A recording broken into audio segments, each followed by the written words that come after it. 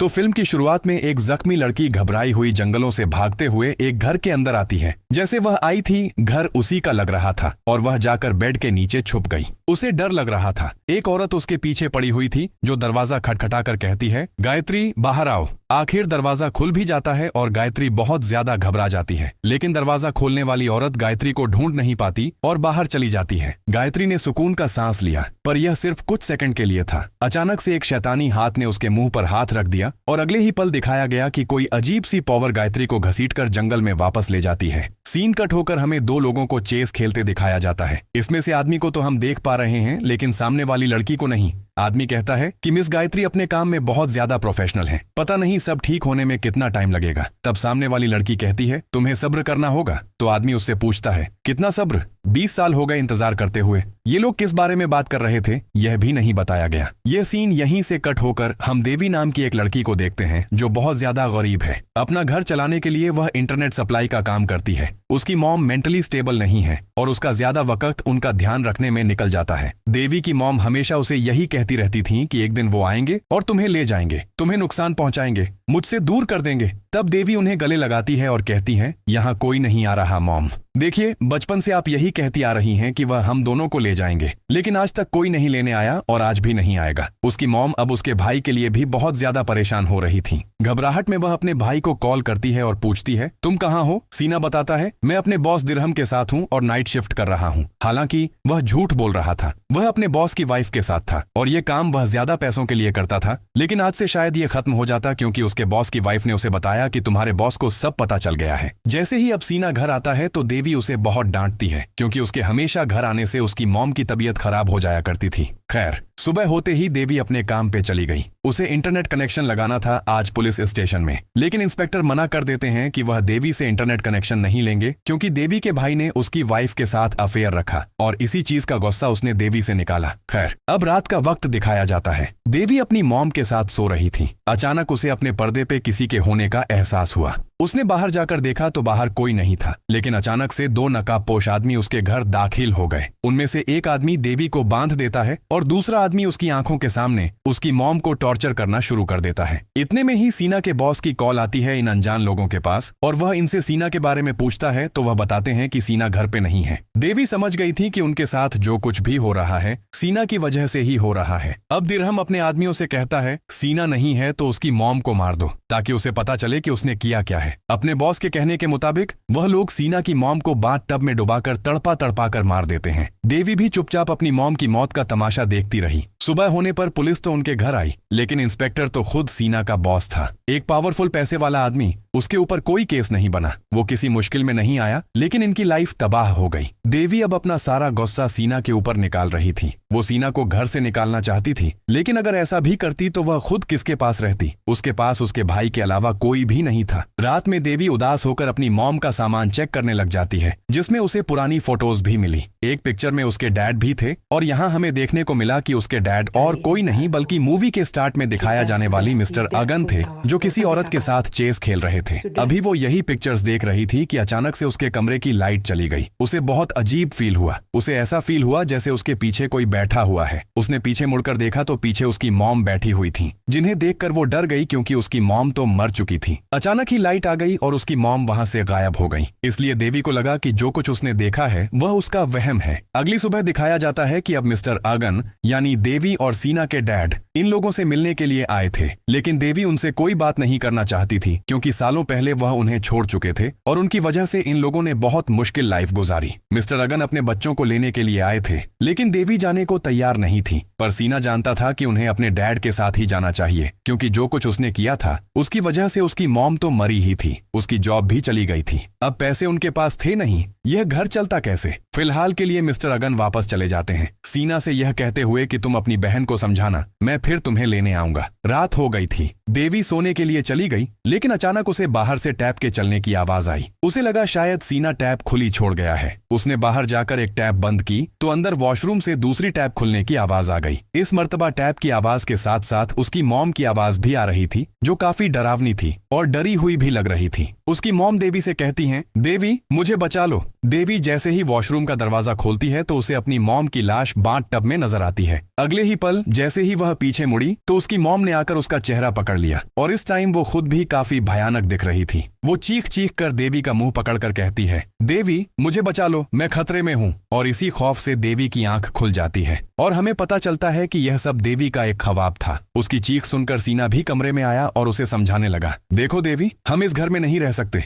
यह घर हमारी मॉम की यादों से भरा है, हमें यहाँ से चले ही जाना चाहिए। देवी की जो दिमागी हालत हो गई थी उसे देखते हुए वह भी मान गई। अगली सुबह को मिस्टर अगन अपने बच्चों को लेने के लिए आ जाते हैं। चुपचाप सीना और देवी अपना सामान रखकर उनके साथ चल पड़ते हैं। खैर अब ये लोग घर पहुंच जाते हैं और घर पहुंचने पर मिस्टर अगन यानी इनके डैड इनको मिलवाते हैं एसटी से, जो इनके घर की मेड थी और सारा काम संभालती थी। अंदर जाकर ये लोग अपनी ग्रैंड मदर मिस गायत्री से मिलते हैं और यही वही गायत्री है जिसे हमने मूवी के स्टार्ट में देखा था। उसके साथ जो कुछ भी हुआ था लेकिन फिर भी वो आज जिंदा थी। खैर खाना खाने का टाइम आ जाता है और गायत्री इनको अपने घर का ट्रेडिशन बताती हैं कि उनका घर और उनका सारा कारोबार पीढ़ी दर पीढ़ी औरतें ही संभालती हैं और औरतें ही संभालती आई हैं और औरतें ही फैमिली को भी लीड करती हैं। गायत्री बताती हैं कि मेरे बाद देवी ये सब तुम्हें संभालना होगा। खैर दिखाया जाता है कि रात में सीना इस पूरे घर को एक्सप्लोर करने लग जाता है। एक्सप्लोर करते हुए वह एक ऐसी जगह पर पहुंचा जहां पर बहुत सारी अजीबोगरीब पिक्चर्स को पिन किया हुआ था और इनमें से तो कुछ औरतों के मुंह पे क्रॉस का निशान भी बनाया गया था। एकदम से इसी दीवार के साथ लगा दरवाजा जोर जोर से खटखटाने लगा, ऐसे जैसे उसके अंदर कोई हो।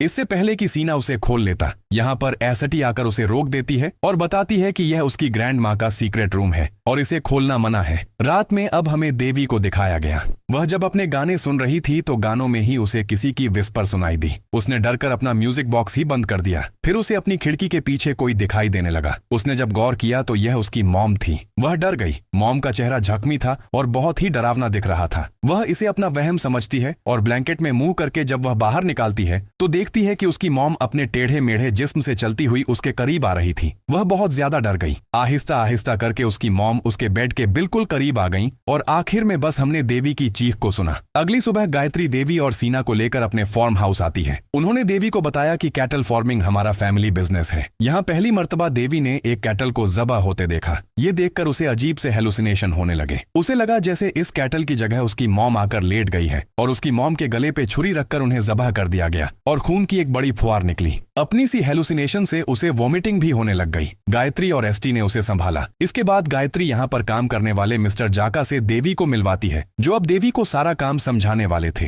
रिपोर्ट्स पढ़ते हुए जाका ने बताया कि पिछले 3-4 सालों से पता नहीं क्यों लेकिन हमारा बिजनेस लॉस में है। देवी ने बिजनेस की हिस्ट्री पढ़ना शुरू की तो उसे पता चला कि उसकी ग्रैंड माँ गायत्री 1935 से इस बिजनेस को हैंडओवर किए हुई थी। ऐसा कैसे पॉसिबल था? क्या वह 100 साल से भी ज्यादा बूढ़ी थी? इतनी बूढ़ी तो वह दिखती भी नहीं थी। खैर अब हमें घर का सीन दिखाया जाता है जहाँ पे गायत्री और एसटी बात कर रहे थे। एसटी ने गायत्री को बताया कि इन दोनों के आ जाने से कैटल फार्म काफी अच्छा हो गया है। कैटल्स की सेहत भी बेहतर हो गई है, लेकिन अब आपकी सेहत खराब होती जा रही है। हमें और देर नहीं करनी चाहिए इनहेरिटेंस के प्रोसेस में। बाहर से गुजरते हुए सीना को उनकी बातें मशकूक लगी तो वह सुनने लग गया, लेकिन गलती से उससे कुछ गिर गया तो एसटी को उसके बाहर होने का पता चल गया। इससे पहले कि एसटी देखती, वह कमरे के साइड पर छुप जाता है। सीना जल्दी से अपनी बहन देवी के पास आता है और उन्हें बताता है कि ग्रैंड माँ बीमार है और वह इनहेरिटेंस की भी बात कर रही थी। मुझे लगता है यहाँ कुछ अजीब चल रहा है, लेकिन देवी उसे रिलैक्स करते हुए कहती है उनकी उम्र 100 साल से भी ज्यादा है। देखो वह 1935 से कैटल फार्म चला रही हैं। बूढ़े लोग बीमार हो ही जाते हैं और ऐसी बातें करते हैं। खैर वह यहाँ से तो चला जाता है, लेकिन बाहर जाकर देखता है कि उसके डैड से सीक्रेटली उनकी फैक्ट्री का मैनेजर मिलने के लिए आया था। इधर देवी भी किचन में अपनी चाय बनाने के लिए चली गई और जब वह चाय बना रही थी तभी उसे विंडो में से किसी की अजीब विस्परिंग की आवाज सुनाई दी।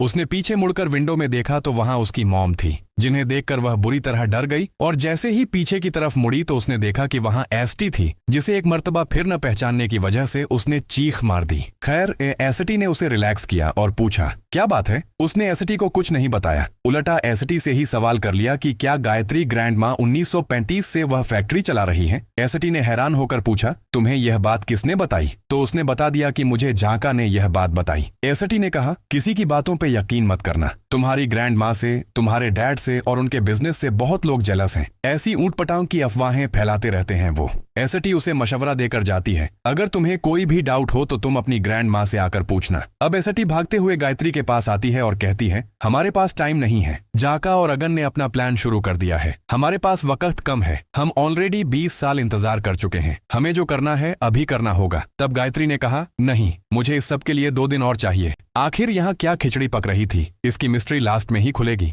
यहाँ ऑफिस में जाका को पता चलता है कि आज उनके ऑफिस में छुट्टी थी, क्योंकि गायत्री ने अपने घर पे अपने बच्चों के आने की खुशी में कोई इवेंट प्लान किया था। यह सुनकर जाका अलर्ट हो गया और उसने फौरन मिस्टर अगन को कॉल करके यह सारी बात बताई कि गायत्री और एसटी अपना प्लान करने में लगे हैं। इसके बाद हम देखते हैं कि फैक्ट्री से सीना को लेने के लिए उसके डैड आए। वो उसे गाड़ी की चाबी देते हुए कहते हैं कि तुम इसे ड्राइव करना, मैंने ट्रंक में तुम्हारे लिए कुछ रखा है, उसे आज नहीं कल निकाल लेना, लेकिन उससे पहले मुझे तुम्हारे से एक वादा चाहिए। यह वादा क्या था ये हमें नहीं सुनाया जाता। घर पे दिखाया जाता है कि देवी ब्रश कर रही थी, तभी उसे अपने पीछे वॉशरूम में कोई ब्लैक चीज खड़ी नजर आई। वह डर गई, उसने पीछे देखा तो वहां एसटी थी जो उसे कहती है, आपको आपकी ग्रैंड माँ बुला रही हैं। मीनवाइल हम देखते हैं कि एसटी और मिस्टर अगन दोनों ही चेस खेलने के लिए बैठ गए थे। यहाँ गायत्री देवी से काफी सारी बातें कर रही थी, जैसे उसकी आदतों के बारे में, उसके गाने सुनने के बारे में। वो उसे अपनी भी म्यूजिक कलेक्शन दिखाती है और यहाँ एक गाना प्ले करके उसके साथ डांस करने लग जाती है। देवी सबसे काफी खुश थी, लेकिन अचानक से गायत्री बेहोश होकर गिर गई और बाहर हमें दिखाया गया कि मिस्टर अगन एसटी से चेस हार गए।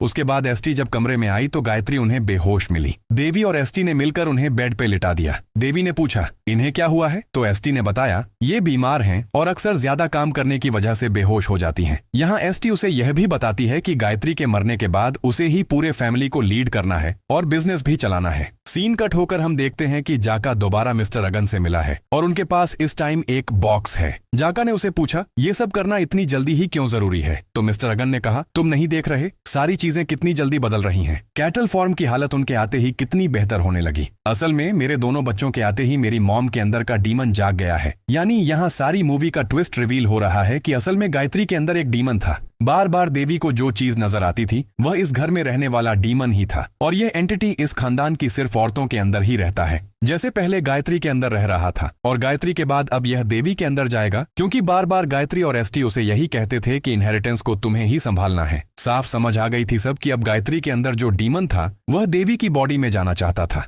जब से देवी यहाँ आई थी गायत्री की तबीयत खराब रहने लगी थी, क्योंकि डीमन उसे अंदर से खाने लगा था। उसे अब एक नई बॉडी, एक जवान बॉडी चाहिए थी। एसटी भी गायत्री के साथ इन रिचुअल्स में मिली हुई थी, लेकिन अगन और जाका नहीं। अगन और जाका तो इस सब को रोकना चाहते थे। अगन अपने बच्चों की जान बचाना चाहता था। हम देखते हैं कि अगन अपना पास वह सीक्रेट बॉक्स लेकर घर आ गया है। इस सीक्रेट बॉक्स के अंदर एक अजीब सा चाकू है जो काफी पुराना लग रहा है और साथ ही उसकी और उसकी मॉम की पिक्चर्स। यहाँ वह रोने लग जाता है और हमें उसके इरादे पता चलते हैं कि वह अपनी मॉम को पॉसेस्ड हालत में मारना चाहता था ताकि उसके साथ उसका डीमन भी मर जाए और देवी और सीना को कुछ न हो। अब इससे पहले कि मिस्टर अगन अपना प्लान पूरा कर पाते, एसटी पहले ही आकर उसकी गर्दन में स्टैब करते हुए उसे जान से मार देती है और फिर उसकी लाश को घसीटते हुए कहीं दूर ले जाती है। खैर सुबह हो जाती है और हम जाका को देखते हैं, जिसे सुबह सुबह मिस्टर अगन ने मिलने के लिए बुलाया था। लेकिन यहाँ आकर उसने क्या देखा कि मिस्टर अगन की लाश लटकी हुई थी। ऐसा लग रहा था कि जैसे उन्होंने सुसाइड कर लिया, लेकिन उनके गले पे चाकू का भी निशान था।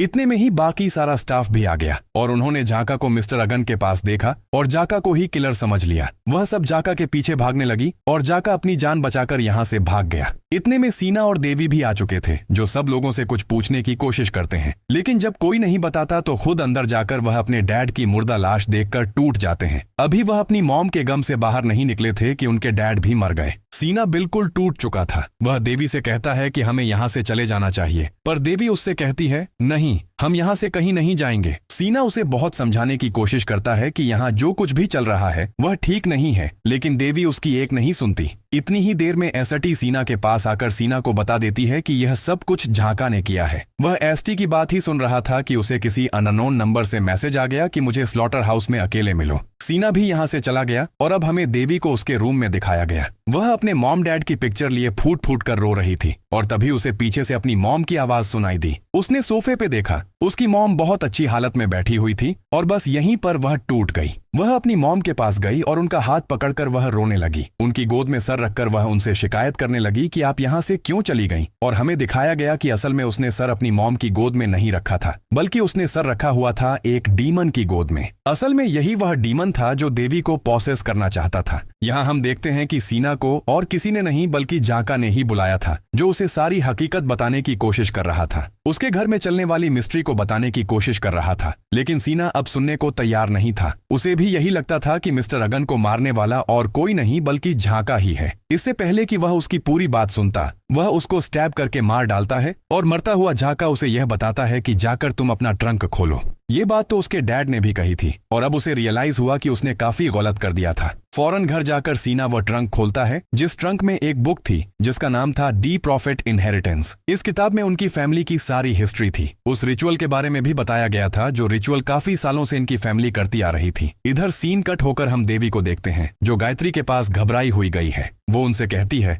मुझे लगता है मैं पागल हो गई हूँ, मुझे अपनी मॉम दिखाई देती है। काफी मर्तबा तो वो डरावने रूप में दिखाई दी, लेकिन आज वह काफी नरम दिल दिख रही थी। यहाँ गायत्री उसकी बात काटते हुए देवी से पूछती है, क्या तुम अपनी मॉम से मिलना चाहती हो? उसे एक रिचुअल आता है जिससे तुम अपनी मॉम को मिल लोगी, लेकिन यह थोड़ा सा तकलीफ देह है। देवी ने कहा, मुझे परवाह नहीं, मैं बस अपनी मॉम से मिलना चाहती हूँ। उसके यह कहते ही गायत्री ने अपना एक चाकू निकाल लिया और अपने हाथ पे कट लगा लिया। अपने हाथ पे कट लगाने के बाद गायत्री ने देवी को भी ऐसा ही करने को बोला और देवी ने भी कट लगा लिया, जिसके बाद गायत्री ने देवी से हाथ मिला लिया। बाहर सीना यह सारा रिचुअल पढ़ रहा था। किताब में लिखा था कि ऐसा करने से वह एंटिटी एक जिस्म से दूसरे जिस्म में चली जाएगी और यह रिचुअल तभी शुरू होगा जब फैमिली में एक नई पीढ़ी में औरत आएगी और वह देवी थी जो अब आ चुकी थी। सीना सब समझ गया था। उसकी बहन की जान खतरे में थी। उसने यह भी पढ़ लिया था कि रिचुअल पूरा होने के बाद उसके भाई को सैक्रिफाइस के तौर पर मार दिया जाता है। उसे अपनी जान की फिलहाल परवाह नहीं थी, लेकिन वह देवी को बचाना चाहता था, पर उसे क्या पता था कि अब तक देर हो चुकी है। गायत्री ने अपना रिचुअल कर दिया है। सीना अब देवी को पागलों की तरह घर में ढूंढ रहा था। देवी उसे उसके कमरे में नहीं मिलती तो वह दूसरे रूम में जाता है जहां पर देवी बेहोश थी। इर्द गिर्द अब चारों तरफ खून ही खून था। सीना परेशान हो गया और देवी को उठाकर इस घर से दूर भागने के लिए निकला। इससे पहले कि वह गाड़ी से यहाँ से निकल जाता, पीछे से एसटी आकर उसके सर पे वार कर देती है और वह भी यहीं बेहोश हो जाता है। इन्हें जब होश आया तो यह लोग सफेद रंग के कपड़ों में थे और एसटी भी उसी जैसे कपड़ों में थी। और यहाँ पर एक सीक्रेट रिवील हुआ कि एसटी इनकी नहीं बल्कि डीमन की सर्वेंट थी। वह डीमन की पूजा करती थी और डीमन के लिए ही काम करती थी और डीमन के लिए ही वह अब इस रिचुअल को परफॉर्म करने वाली थी और सीना का सैक्रिफाइस देने वाली थी। देवी पूरी तरह होश में नहीं आई थी। उसे समझ नहीं आ रहा था कि यहाँ पे क्या चल रहा है। उसने देखा कि एसटी के हाथ में एक चाकू है जिससे वह जाकर उसके भाई का यानी सीना का गला काट दिया और उसका सारा खून एक गिलास में भरकर वह देवी के पास ले आई। देवी का मुंह पकड़ते हुए जबरदस्ती यह सारा खून उसने देवी के मुंह में उंडेल दिया। ऐसा करने के बाद देवी देखती है कि यहाँ इर्द गिर्द बहुत सारी लेडीज थीं। ये सारी लेडीज इसी फैमिली की थीं और इस टाइम ये सारी मिलकर रिचुअल कर रही थीं। इसके बाद हम देखते हैं कि एसटी अपना कुछ मंत्र पढ़ने लगी है। उसके मंत्र पढ़ते ही सामने मौजूद गायत्री उसकी मॉम की शक्ल में आ जाती है। उसके इमोशनल ब्रेक होते ही हम देखते हैं कि कोई काला धुआं उसके मुंह के अंदर चला गया। असल में डीमन उसे इमोशनली कमजोर करके अब उसकी बॉडी में कब्जा जमा चुका था, मतलब रिचुअल पूरा हो चुका था। देवी अब डेविल की बन चुकी थी और बस यही दिखाते हुए यह कहानी यहाँ खत्म हो जाती है।